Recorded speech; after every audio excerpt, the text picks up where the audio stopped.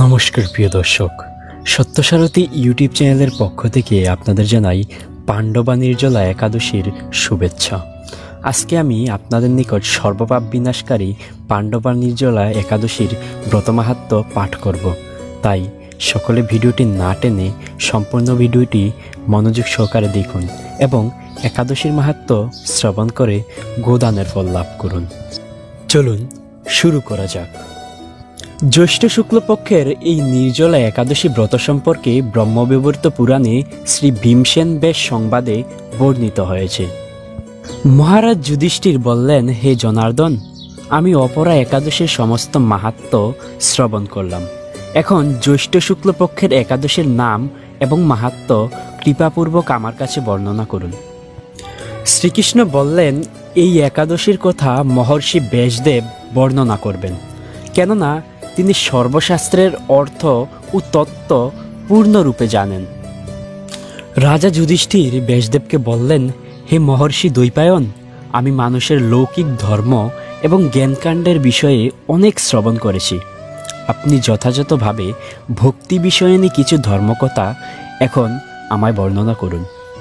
শ্রী ব্যাসদেব বললেন, হে মহারাজ, তুমি যেসব ধর্মকথা শুনেছ, এই কলিযুগের মানুষের পক্ষে সে সমস্ত পালন করা অত্যন্ত কঠিন, যা সুখে সামান্য খরচে অল্প কষ্টে সম্পাদন করা যায়, অথচ মহাফল প্রদান করে এবং সমস্ত শাস্ত্রের সারস্বরূপ সেই ধর্মই কলিযুগে মানুষের পক্ষে করা শ্রেয়।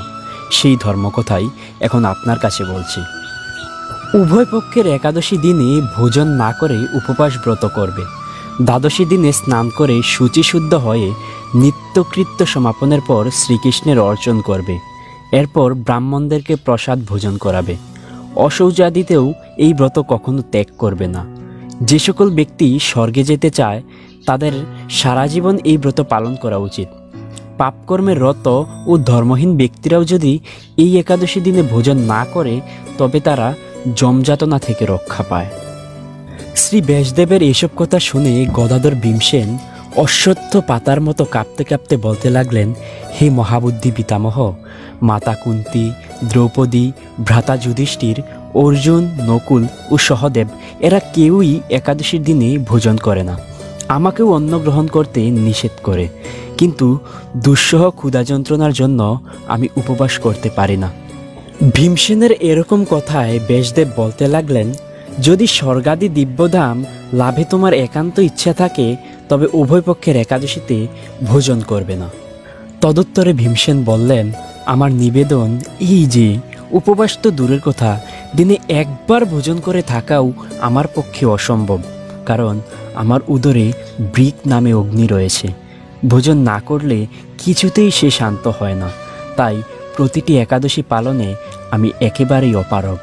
হে মহর্ষি, বছরে একটি মাত্র একাদশী পালন করে যাতে আমি দিব্যধাম লাভ করতে পারি, এরকম কোনো একাদশীর কথা আমাকে নিশ্চয় করে বলুন।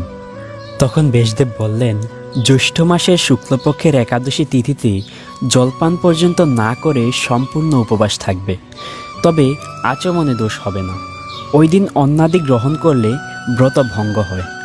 একাদশীর দিন সূর্যোদয় থেকে দ্বাদশীর দিন সূর্যাস্ত পর্যন্ত জলপান বর্জন করলে অনায়াসে 12টি একাদশীর ফল লাভ হয়।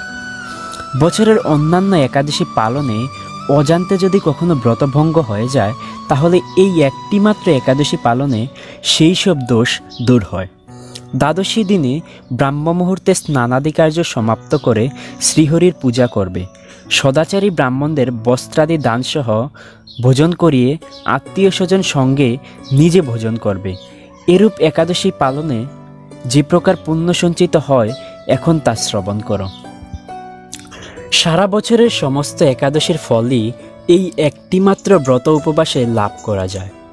শঙ্খ, চক্র, গদা পদ্মধারী ভগবান শ্রীকৃষ্ণ আমাকে বলেছেন, বৈদিক ও লৌকিক সমস্ত ধর্ম পরিত্যাগ করে যারা একমাত্র আমার শরণাপন্ন হয়ে এই নির্জলা একাদশী ব্রত পালন করে তারা সর্বপাপ মুক্ত হয়।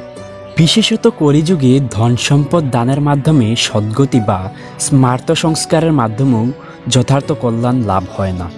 কলিযুগে দ্রব্যশুদ্ধি নেই, কলিতে শাস্ত্রোক্ত সংস্কার বিশুদ্ধ হয় না। তাই বৈদিক ধর্ম কখনো সুসম্পন্ন হতে পারে না। হে ভীমসেন, তোমাকে বহু কথা বলার আর প্রয়োজন কি? তুমি উভয় পক্ষের একাদশীতে ভোজন করবে না। যদি তাতে অসমর্থ হও তবে জ্যৈষ্ঠ মাসের শুক্লপক্ষের একাদশীতে অবশ্যই নির্জলা উপবাস করবে। এই একাদশী ব্রত ধনধান্য ও পুণ্যদায়িনী। যমদূতগণ এই ব্রত পালনকারীকে মৃত্যুর পরও স্পর্শ করতে পারে না। পক্ষান্তরে বিষ্ণুদূতগণ তাকে বিষ্ণুলোকে নিয়ে যান। শ্রী ভীমসেন ওই দিন থেকে নির্জলা একাদশী পালন করতে থাকায় এই একাদশী পাণ্ডবা নির্জলা বা ভীমসেনী একাদশী নামে প্রসিদ্ধ হয়েছে। এই নির্জলা একাদশীতে পবিত্র তীর্থে স্নান, দান, জপ, কীর্তন ইত্যাদি যা কিছু মানুষ করে তা অক্ষয় হয়ে যায়। যে ব্যক্তি ভক্তি সহকারে এই একাদশী মাহাত্ম্য পাঠ বা শ্রবণ করেন তিনি বৈকুণ্ঠ ধাম প্রাপ্ত হন।